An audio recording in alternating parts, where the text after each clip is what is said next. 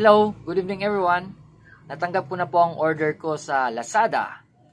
Ito na.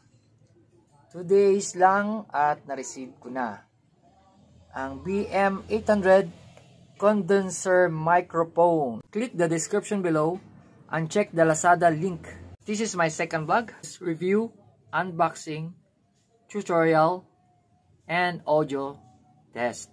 So, bubuksan na po natin para natin makita ang laman. Ito na po ang laman ng BM800 condenser microphone at may kasama na siyang, ayan, V8 sound card.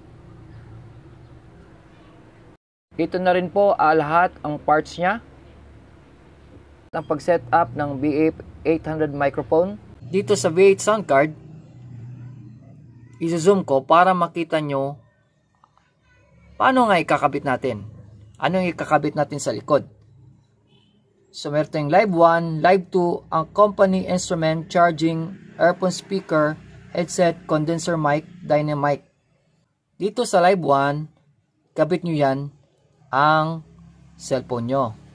Dito sa charging, ito yung dito natin ikakabit ang papuntang computer. Ang USB cable niya. Okay, makikita nyo. Ito. Yan, dulo, USB cable niya. Pupunta sa computer. Ito naman, earphone speaker. Yan. Marinig nyo kagad pag isasaksak nyo yan. And then, pwede din natin i-directa sa speaker mismo. Gagamit tayo ng cable, ipapakita ko mamaya. And dito naman, condenser mic. Ito na yun. Yung mic natin pang vlogging. Ayan na. At ipapakita ko na sa inyo paano ikakabit. Ito na yung V8 sound card natin. So gawin nyo is i-press nyo itong power BT ng 3 seconds. 1, 2, 3. Nakita niya umiilaw siya. No? Matakbo yung ilaw. Ayan na. Ready na siya. So nagbi-blink. Nag-blink-blink ang ilaw.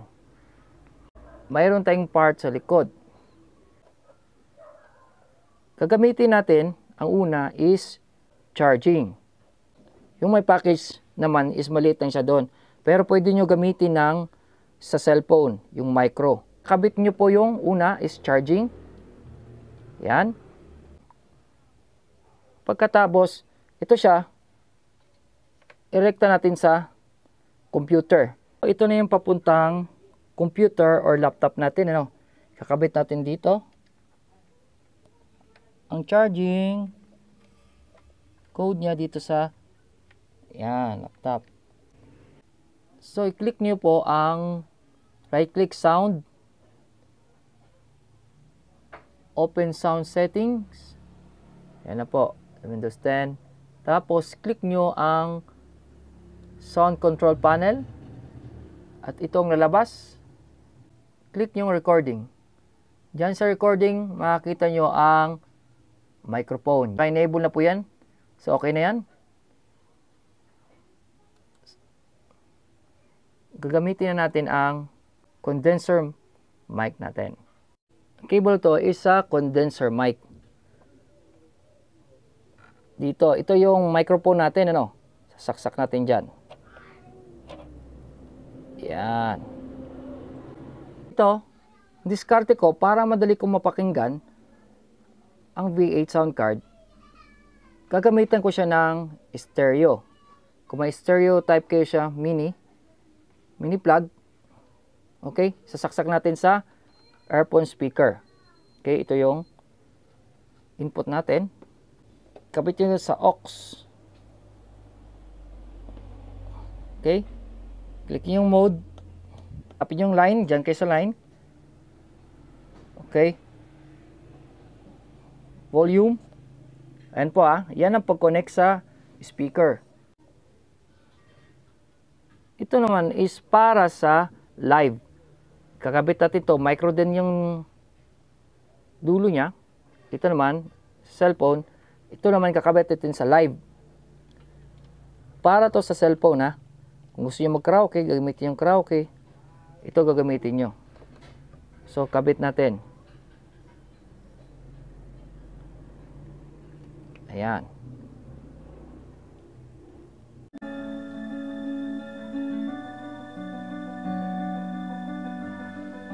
Nakita nyo na ang setup niya. Ito yung mga ginagamit ng mga vlogger. So mayroon tayong loft. Ayan. Alam nyo na. Yan ang mga tunog niya. A major. Ayan. Galing o.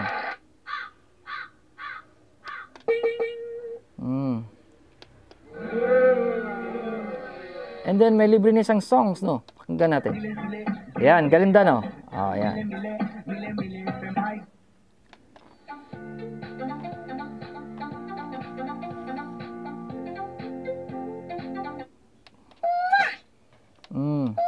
May kiss pa siya. Let's try this microphone. Oh, lakas ng feedback, no? Sound check, sound check. Okay kayo. Panood nyo na po paano gamitin ang BM800 condenser microphone na may kasamang V8 sound card. So, ayos siya, no? Ang ganda gamitin.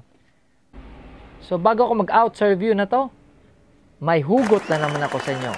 Ang topic natin is si microphone. Tawag na nila dito si Mike. Kaya may hugot ako kay Mike. Ito na. Miss, excuse me, kilala mo ba si Mike? Hindi, bakit? Actually, ako si Mike na may crush sa'yo. Wow.